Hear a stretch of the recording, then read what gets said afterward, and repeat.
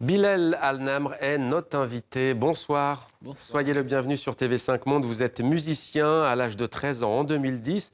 Vous êtes invité pour un échange à Aix-en-Provence, dans le sud de la France. Il y aura bientôt la guerre en Syrie. Vous y étiez retourné, mais pas après le déclenchement du conflit. Vous avez vécu en France de 13 ans à 18 ans sans vos parents qui vous ont rejoint il y a 3 ans seulement. On va parler de tout cela avec vous. D'abord, peut-être une petite réaction avant de parler de votre parcours sur ce qu'on vient d'entendre. Le pape François, le chef de l'Église catholique, qui souhaite et qui appelle les pays du monde à faire en sorte que les réfugiés syriens rentrent sur leur terre.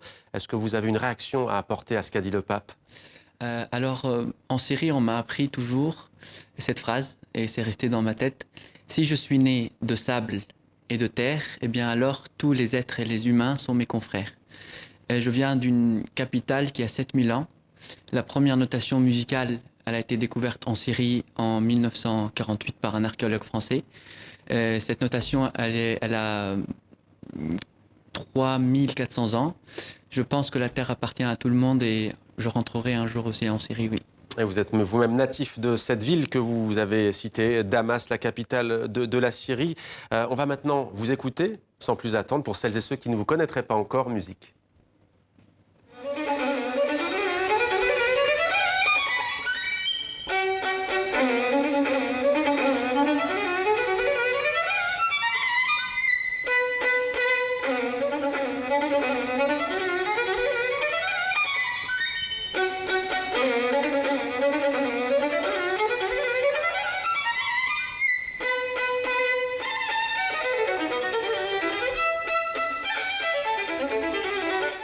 Et c'était Salgavo à Paris, Bilal Al-Namr. Qu'est-ce que vous jouiez là ?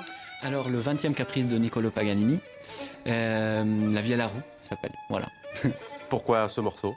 J'aime bien les deux esprits, en fait, il y a deux parties dans ce caprice-là. Ouais. Une partie vraiment lointaine et poétique, et l'autre partie, elle est vraiment diabolique, donc ça représente deux mondes.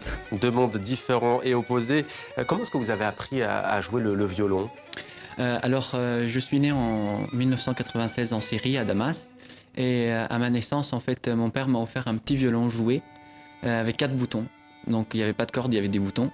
Et quand on appuyait sur les boutons, en fait, il y avait une chanson qui partait. Et du coup, je rappuyais pour entendre encore les chansons. Et à l'âge de 7 ans, mon père m'a offert le premier violon, vrai violon. Et en fait, c'est mon père qui a planté la graine de la musique dans notre famille avec ma sœur. Et c'est ma mère qui l'a entretenue.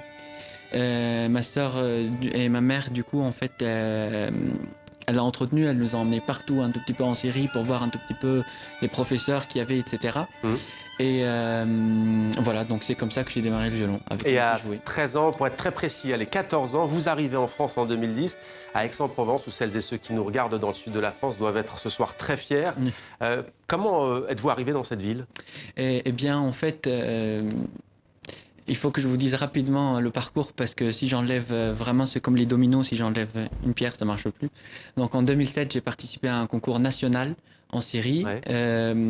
Et suite à ce concours-là, il y avait un monsieur qui me dit, il faut que tu viennes au conservatoire national de Syrie, parce qu'il y a un professeur français qui donne des masterclass. Moi, j'avais 10 ans. Il s'appelait de son prénom Jack, je ne me rappelle plus, il était assez âgé. Ouais. Il m'a vu et puis à la fin, il m'a dit, je jouais presque à peu près du violon et je parlais pas du tout français, enfin voilà. Et je lui ai offert une petite sculpture en fait en bois. Et il m'a dit, j'aimerais bien te mettre dans ma petite boîte de violon et t'apporter avec moi à Paris. Et bon, ça c'était un tout petit peu une phrase. Et puis après, je suis rentré dans ce conservatoire, Jack est parti et je ne l'ai plus revu et les années passent. Je gagne un concours international Soli Loadi, c'était le monsieur qui a fondé la musique classique en Syrie. Et suite à ça, en fait, je vais faire un échange culturel méditerranéen qui s'appelle Écume en Grèce. Et je rentre le conservatoire chez un professeur russe. Et en 2008, l'Écume, l'échange culturel était en Grèce, et en 2009, c'était en Syrie. Donc, le bassin méditerranéen se regroupe en Syrie, et 2 professeurs français dont j'ai eu la chance et ils m'ont sauvé la vie, donc c'est Sophie Paduel et Michel Duramabir. J'ai joué pour eux, et le soir même, ils sont allés voir mes parents, ils ont dit « on le prend avec nous ». En tout cas, vous êtes aussi à l'aise en français qu'avec votre instrument, le violon. Comment est-ce que vous avez appris cette langue qui est réputée pour être difficile ? C'était très difficile au début. En fait, quand je suis arrivé en France, je parlais pas un mot de français et je suis rentré en troisième et avec les familles d'accueil qui m'ont hébergé. Et donc voilà, petit à petit, à force, histoire géo, mathématiques, etc., je sais rentrer. Comment ça s'est passé 5 ans à votre âge? On est adolescent, sans ses parents. Ils vous ont rejoint il y a seulement 3 ans. Comment est-ce que vous avez tenu? Est-ce que vous avez reçu cet amour de la part de ces familles d'accueil?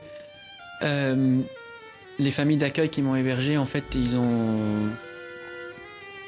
ils étaient ma famille en fait. Et quand j'ai retrouvé mes parents à l'aéroport, c'était une reconnaissance d'une de mes familles.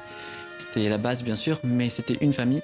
Et bien sûr, il y avait ma famille canadienne aussi, ma famille américaine, ma famille française, et ma maman canadienne qui m'a vraiment, c'est grâce à elle que je suis encore là. C'est elle qui a fait le visa pour moi, etc., pour pouvoir rester, parce que la guerre s'est déclenchée un an après, et je ne pouvais plus rien faire. Alors, vous avez aussi sur scène avec Renaud Capuçon, le musicien.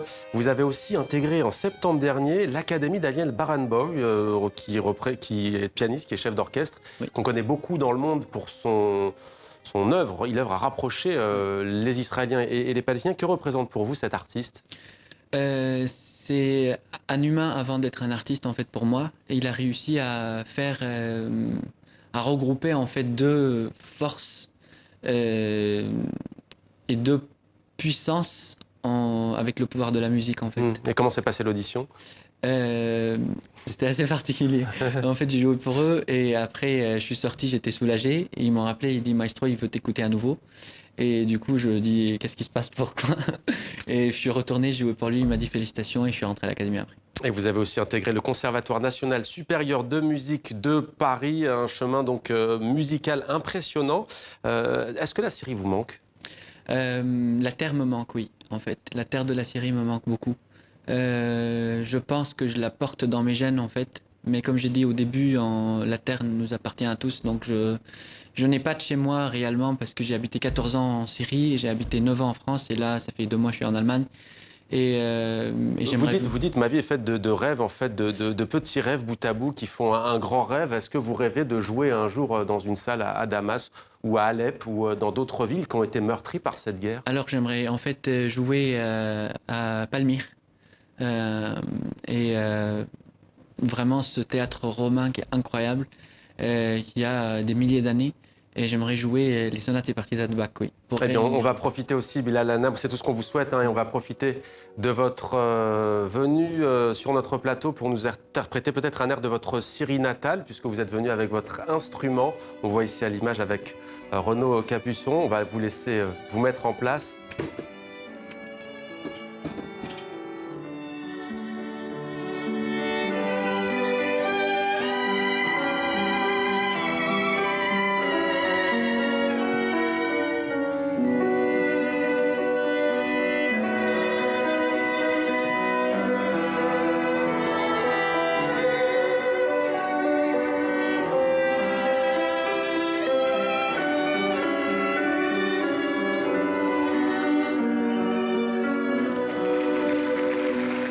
Voilà, Bilal Hanam avec Renaud Capuçon, ce qui nous a permis de nous régaler, mais aussi de vous laisser vous mettre en place. Qu'allez-vous nous interpréter, Bilal Hanam? Alors c'est une petite mélodie que j'ai appelée un poème d'amour pour une enfance abandonnée.